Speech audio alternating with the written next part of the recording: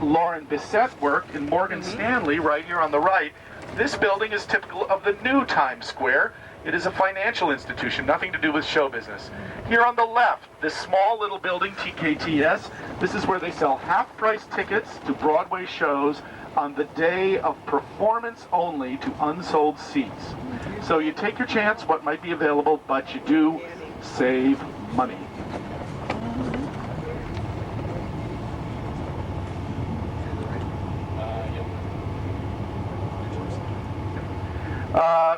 Coming up here on the right, on the second floor here, this is where the MTV television studios are. MTV may mean nothing to you, but if you ask your younger children and your grandchildren, they will know a lot about it. There is an afternoon show that emanates from these studios here, and kids come out here on the streets right there is and Good Morning America. Try to be seen. See Here on the standing left, the brand new Good Morning America show, brand new Good Morning American studio. It just opened 2 weeks ago. There on the left, right here in Times Square, as if Times Square needed more activity. Yeah. The building just beyond it is the brand new Condé Nast building with the ESPN zone in the base of it. Soon the largest sign in the world will be put up there, 8 stories tall, all digitalized, advertising NASDAQ, the over-the-counter market. It will open on New Year's Eve. The building right here with a news ticker coming around it and the Budweiser sign and the TV screen, this is where the ball falls on New Year's Eve. All this area is closed off, open only to pedestrians. This New Year's Eve, there will be a parade starting at 7 o'clock in the morning, every hour on the hour, celebrating New Year's, the parade in the culture of the country that is celebrating New Year's at that time, starting with Fiji. Here on the right, Reuters is building a new office tower, and if you look to the right down 42nd Street here, you will see where the Lion King is playing, the most popular ticket currently in New York City, in the restored 1903 New Amsterdam Theater. This theater was the home of the Ziegfeld Follies for many, many years.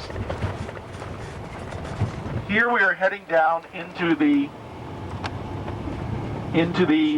Garment District once we cross 42nd Street, and this is where the famous showrooms are for all the celebrated designers and manufacturers. This is where their offices are, this is where their studios are, and where their showrooms are. This is also where you can get great deals on what are known as showroom sales. There's a publication that lists them. They occur almost every single day. And you can get designer items at a fraction of their cost. However, you do have to know where to go because none of them are officially advertised, only in this special publication or by word of mouth. Here on the right, the Parsons School of Design, a division of the New School, specializing in training people for the disciplines found here at in the Garment Center. And there is another school farther down, the world-famous Fashion Institute of Technology, a division of the State University of New York, at 28th Street and 7th Avenue. Coming up here on the left, the Garment Center information booth. It's in the scaffolding, but it's easy to see. A giant needle and a button, and the counter in the studio, in the information booth, is the top of a spool of thread, a giant spool of thread. In the heart of the Garment District is the world's largest store, Macy's. It runs from 6th Avenue to 7th Avenue, from 34th to 35th Street. Did you all see the movie Titanic? Do you remember at the end of the movie there was an old couple lying in bed, hugging each other as the water came up around them? Yep. That was Isidore and Ida Strauss, the owners of Macy's department store, who died in the Titanic disaster. They found Ida, they never found Isidore, and I'll tell you a little bit about their real life story in just a minute. So coming up here on the left, Macy's department store. Macy's actually has, as part of its employees, a pack of dogs. They live on the roof, and every evening they are set free in the store to locate people who are trying to spend the night. Oh, really? Here on the left, above the first story and the second story, 92 days left until the millennium. That is a countdown clock. Coming up here on the right, down the street here, that round building, we're going to turn right down here at 31st Street. That round building is Madison Square Garden. Here to the left, the Hotel Pennsylvania. This is not the official Hotel Pennsylvania. The original, that is the Statler. The original hotel was down here, the Southgate Tower. However, the Statler now calls itself the Hotel Pennsylvania, and who knows what its telephone number is. That's right, Pennsylvania 65000. Glenn Miller used to perform here in the Southgate Tower in the ballroom roof, and he used to broadcast from there, and one of the tunes that he made famous was Pennsylvania 65000.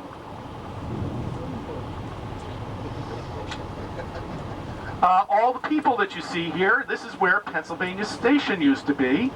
Oh, this is interesting. We're turning right here on 31st Street, and it says Joe Louis Plaza. Well, it's very interesting that this is Joe Louis Plaza because Madison Square Garden is down here. Pennsylvania Station used to be here. It was torn down to make way for the new Madison Square Garden. The original Madison Square Garden we will see in just a minute. It was right next to where your hotel is. And that is where Joe Louis actually fought, up at 50th Street, not down here. When Penn Station was torn down, the station is actually still here in terms of function.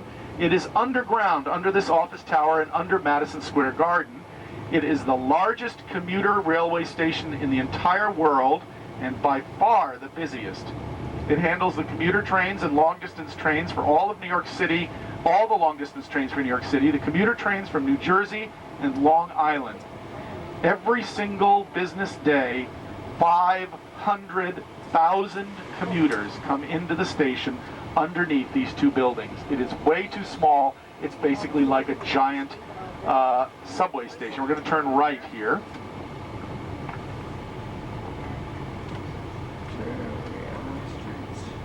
Yes, the streets for the most part are one way. The odd-numbered streets run west, directly in front of us, in the clearing sky that I so happily arranged for you after cleaning the streets while you slept at night. Thank you.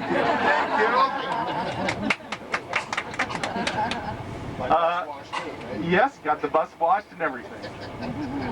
That is New Jersey. It's rare that something clean comes from New Jersey. There used to be a sign when you went across the George Washington Bridge when all the refineries were working back in the 50s and the 60s, and a lot of the garbage dumps and things like that. And it said, "Welcome to New Jersey. There's a smell of success in the air." I don't know if people would call that success, but there was definitely a smell. New Jersey is also home of what people refer to as B-52 mosquitoes, the largest mosquitoes in the wetlands just the other side of the river. So here on the right, this is Madison Square Garden. Yes, you will notice that with New York's inimitable logic, it is round. Now, I told you that Penn Station actually is way too small. Here on the left, this is the main post office for New York City. The zip code here is 10001. It is open 24 hours a day, every single day of the year. It was designed by Stanford White, the same person who designed the old Penn Station, and it is not used as much as it used to be. It was built by the railroad station because the railroads used to be the great long-distance mail carriers. There were always major post offices built near the train stations. They are going to convert that post office into Pennsylvania Station, since the railroad tracks run right underneath us, right into Pennsylvania Station and the railroad yards beyond. Here in New York City, you will see many signs, people doing many different things. You will see a sign, "Don't block the box, fine plus 2 points."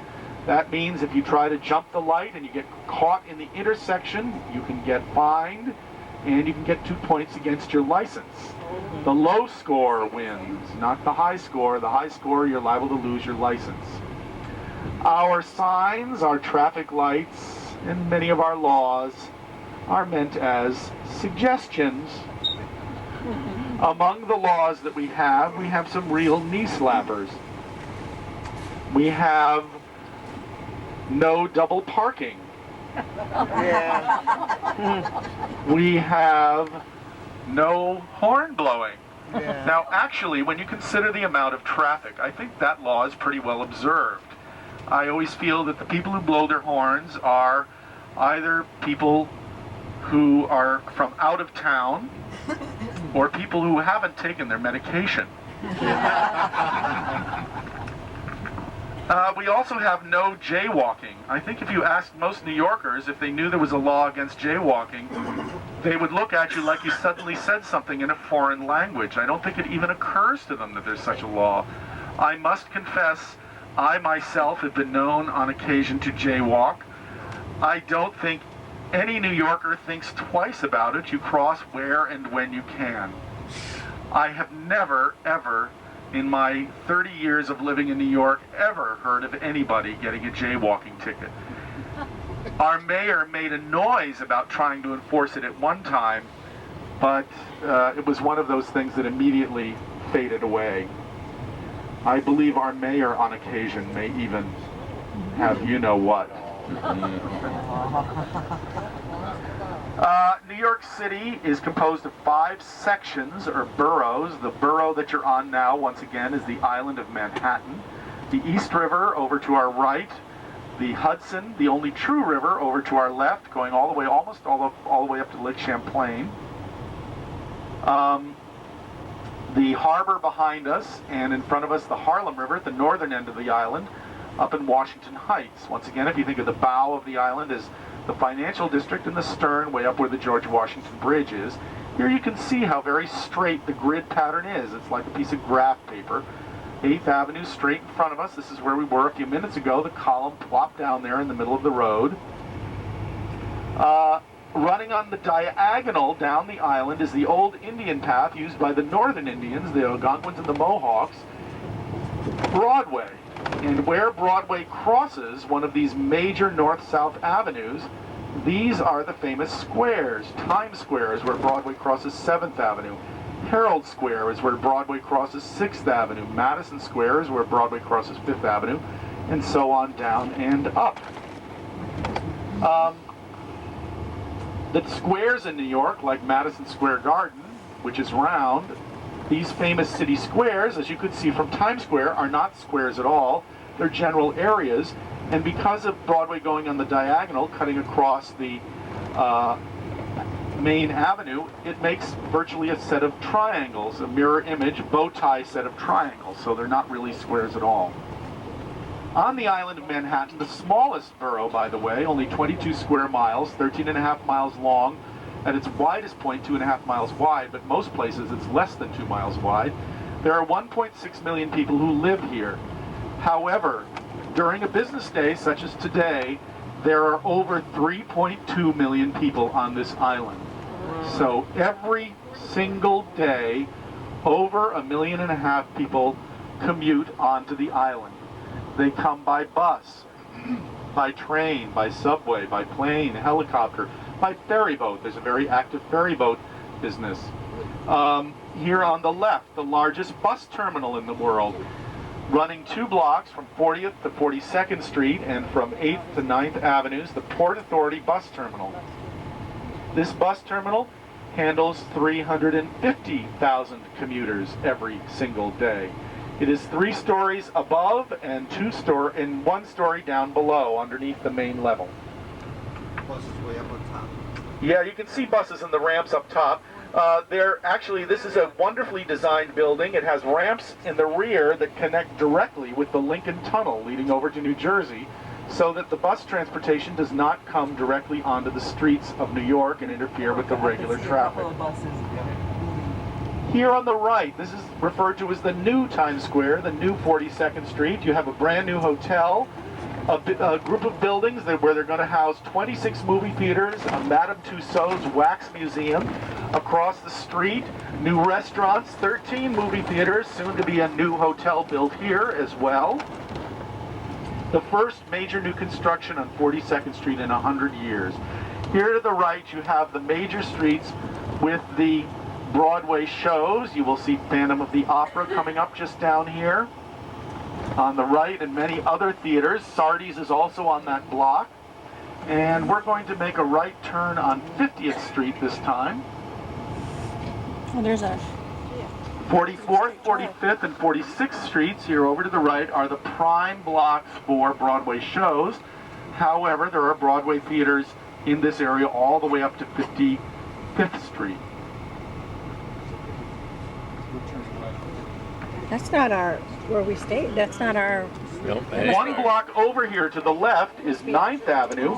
9th Avenue is a residential district. And 9th Avenue, for those of you, since you're going to be eating on your own tonight, that want to go the one block that direction to have dinner, there are wonderful small family-owned restaurants all along 9th Avenue that you might enjoy. Your hotel's at 51st Street, between 51st and 52nd. If you go around the corner at 51st Street, there are a string of 4 French restaurants that are very, very good, very nice, all clustered together there. An Irish pub across the street. That one we know. And if you go over to 9th Avenue, you'll see there's a very good Greek restaurant over there called Uncle Nick's. That's very good. Here in the Times Square area, a little nearer your theater too, if you just walk around, you'll find lots of wonderful restaurants. If you walk down to 46th Street on 8th Avenue, on 46th Street between 8th and 9th, it's known as Restaurant Row. There are 21 restaurants. That's nearer your theater. So here to the left, this is where the old Madison Square Garden was, where this office tower is. And here to the right, a brand new apartment house, and across the street next to your hotel, another apartment house. These are mostly studio and one-bedroom apartments. The studio, one-room apartment, about 600 square feet. Studios rent for $2,000 a month. These are meant to be shared apartments, corporate apartments, pied-à-terres for well-to-do people, not long-term apartments.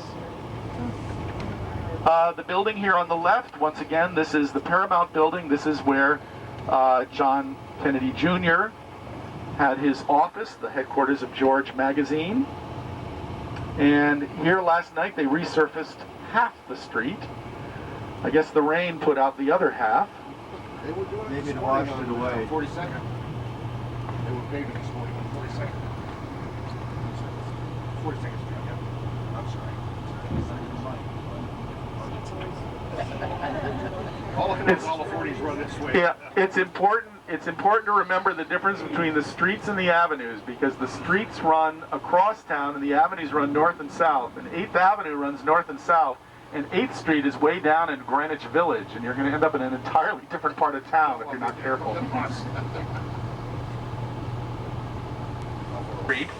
Rockefeller Plaza is actually this private street that runs through Rockefeller Center. Rockefeller Center is one of the great architectural successes of the world. When the Rockefeller hired architects designed it, normally the tall buildings are put on 5th Avenue, but it was designed during the Depression in order to widen the base of people who would be here. They put smaller buildings on 5th Avenue, put this private street in, and put the larger buildings back here.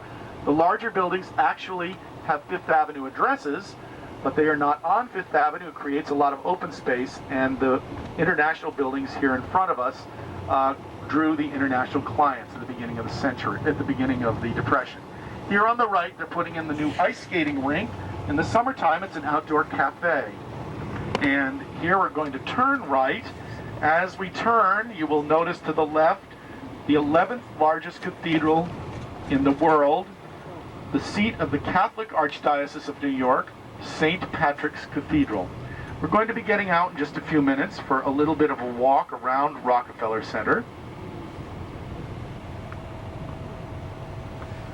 St. Patrick's Cathedral was started in 1859, just before the Civil War.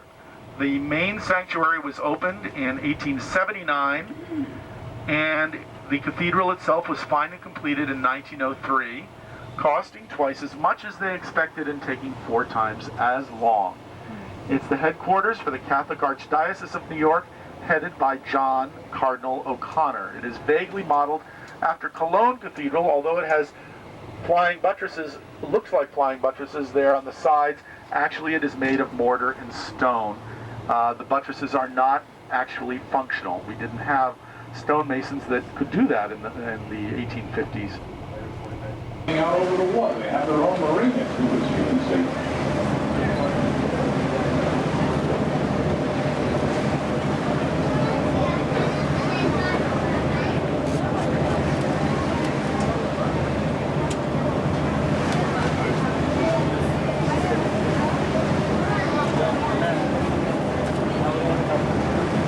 Manhattan, there are some helicopters over there. See them?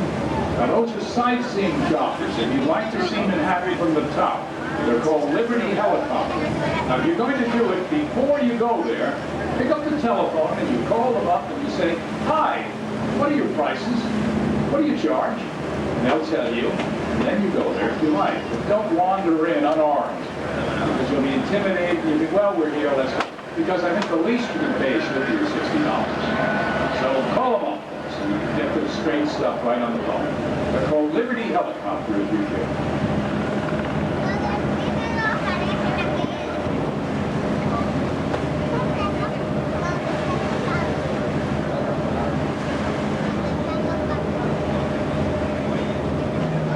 And if you go into the East Village, boy, have you ever hit them.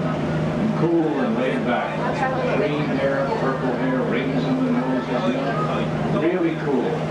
I mean, they think someone like me who lives north of 14th Street is hopelessly square. Of course, they're from Iowa and Nevada, you know, Montana. With straw in their hair, they're here 2 months. Instant sophistication. It was the tallest building in the world until 1930. And they modeled that tower after the Houses of Parliament in London. The Woolworth Building.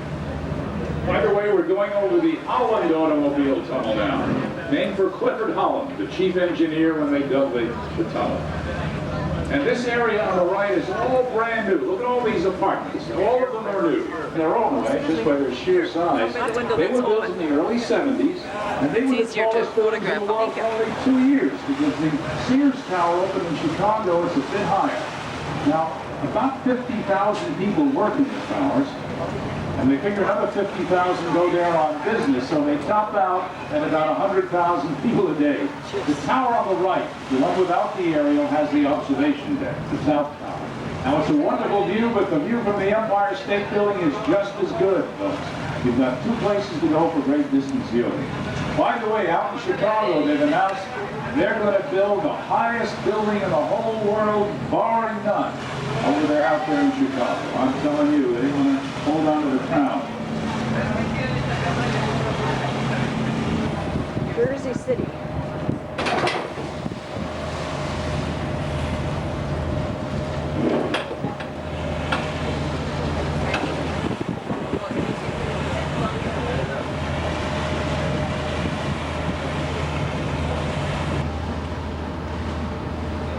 Ellis Island.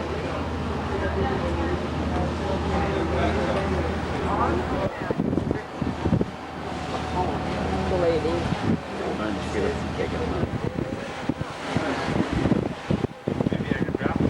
Yeah, be careful. I'm talking about dropping the camera.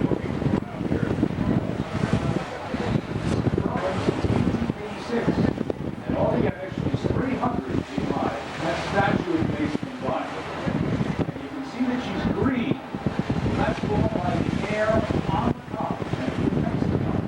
And her left hand is the Declaration of Independence with the date on the cover, July 4, 1776. She was designed by a man named Bartoli, the mirror structure built by Michael. That will build the tower.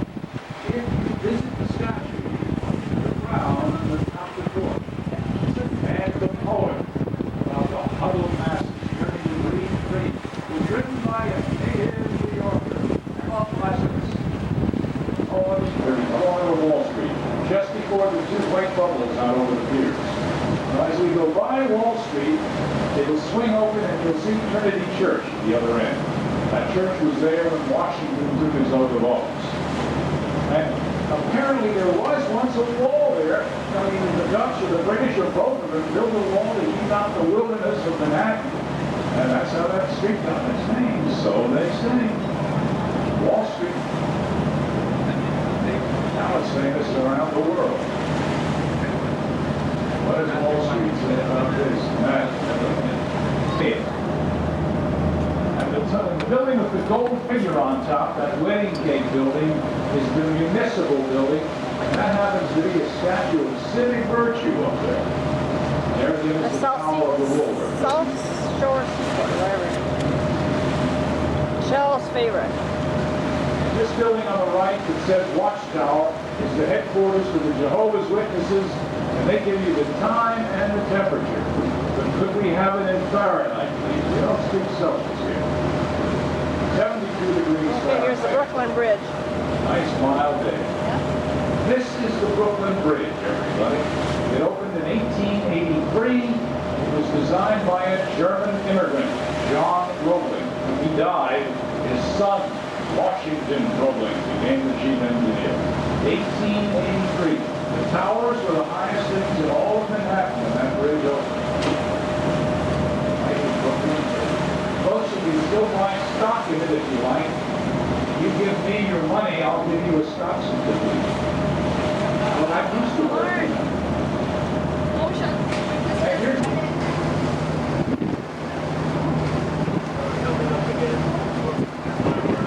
It's back in there. Where the governor lives. The governor. Mayor. Free of charge. Mayor. that your Mayor, I know. Yeah.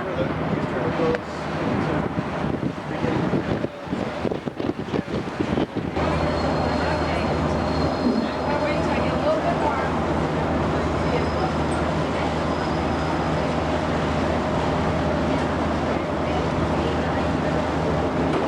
Well, there it is, everybody, over on the right, Yankee Stadium. It's been there since 1923. It's probably the most famous stadium in the country. It's where the New York Yankees play baseball, as you probably know. It only holds about 60,000 people. So it's, Granite. Oh, I thought they said it was, huh? Yeah, but that's what's holding it up underneath. Is rock like that. John said sweep the rock too. Train coming from Bronxville, I bet.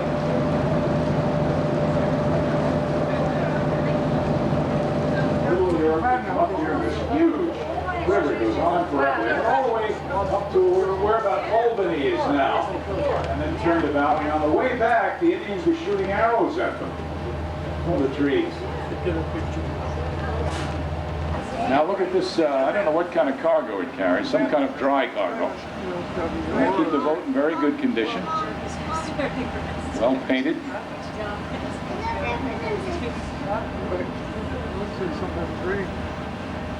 See where she's from. Little round building with the pointed rooftop. That's where they interred President Ulysses Simpson Grant. Sam Grant, they called him all his life. He was not a New Yorker, but he spent his last years here. Also interred there is Julia Grant, Mrs. Grant. The church is Riverside Church.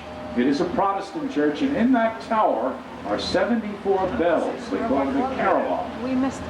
And directly inland and running south, the campus of Columbia University.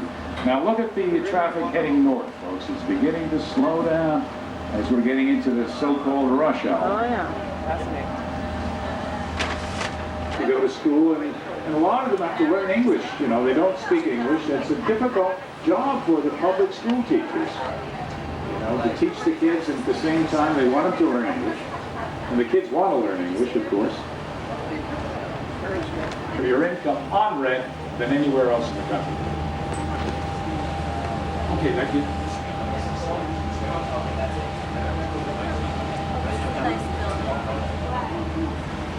Now, having said that, let me give you an example or two. If you were to move into a one-bedroom apartment tomorrow, here on the open market, you could be paying anywhere from $2,500 to $4,000 a month for a one-bedroom. There are buildings here in Manhattan now that are getting $4,000 for a one-bedroom. If you're talking about 2 and 3 bedrooms, boy, you're getting up the ladder to $6,000, $7,000 a month. You go all the way up to $27,000 a month for a penthouse if you're interested. You say you want to buy an apartment. Okay, let's put it in proportion. If you go out into the countryside, you can buy an estate with a mansion, swimming pools, tennis, you know, all of that, 2 or 3 million. There are flats here in Manhattan that go for 9 million, 10 million, 14 million. Flats that someone said would flatten the Taj Mahal. Can you believe that? People pay that for it. Donald Trump lives in a 53-room apartment. Now, how can anybody live in 53 rooms? No wonder he got divorced. They probably couldn't find each other.